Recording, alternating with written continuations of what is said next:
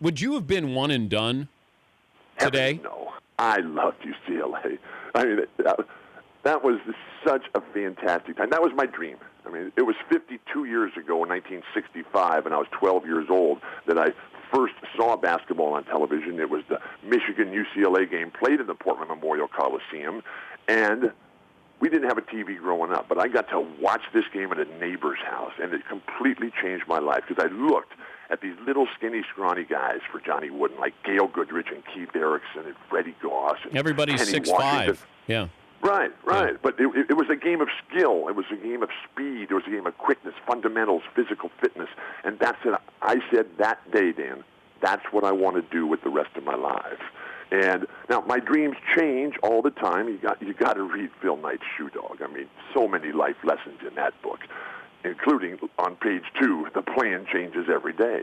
So after my NCAA dream, then it was on to the NBA. But in my life, Dan, athletics, academics, has always been the easiest part of my life. My challenges have been orthopedic health and my horrific speech impediment. Learning how to speak is my greatest accomplishment and your worst nightmare. And I'm sorry for always ruining your show, your career. And also, Bill, would you set the record straight? Right. You're not 6'11". I am 6'11". No, you're not.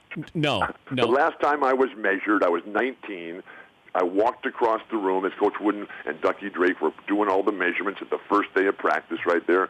And he was going, okay, Jamal Wilkes up against the wall, 6'7", Greg Lee, 6'5", Larry Farmer, Larry Holyfield, 6'6", 6'5", and then I come walking across the room because it's my turn. As I get halfway across the room, John Wooden looks at me and he says, "You're 6'11", go back and sit down."